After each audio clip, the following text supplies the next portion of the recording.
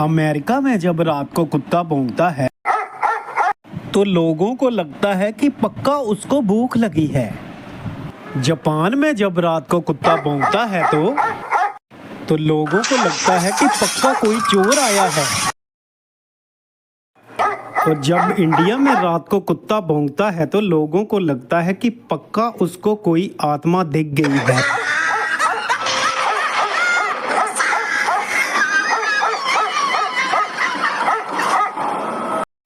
America में जब light जाती है तो वो बिजली विभाग को फ़ोन करते हैं। जापान में अगर लाइट जाती है तो वो घर के फ्यूज़ और इन्वर्टर चेक करते हैं। इंडिया में अगर लाइट जाती है तो वो भागकर अपने पड़ोसी से पूछते हैं कि तुम्हारे यहाँ लाइट है, और फिर चैन की सांस लेते हैं।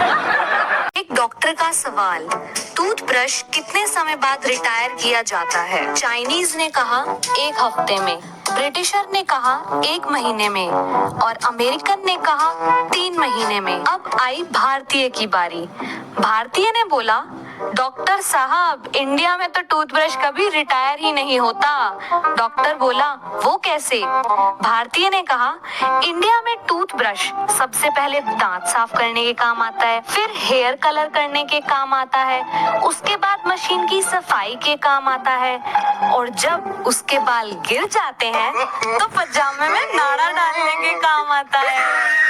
अमेरिका में जब किसी के सिर में दर्द होता है तो वो डॉक्टर के पास जाते हैं और दवाई ले लेते हैं। जापान में जब किसी के सिर में दर्द होता है तो वो सर में ऑयल से मसाज करवा लेते हैं। चाइना में जब किसी के सिर में दर्द होता है तो वो सारा काम छोड़कर थोड़ी देर के लिए सो जाते हैं। इंडिया में जब किसी के सिर में दर्द होता है तो ना तो वो दवाई लेने से ठीक होता है, ना ऑयल मसाज से, और ना ही थोड़ी देर सोने से। होता है तो सिर्फ 1 कप चाय से।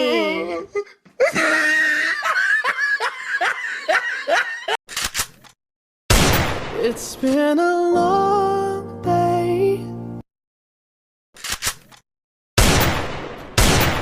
มีหนังแดงและจะกินหนังส่วงมีหนังส่วงและจะกินหนังแดง आजा शोरे नाचो नाचो नाचो नाचो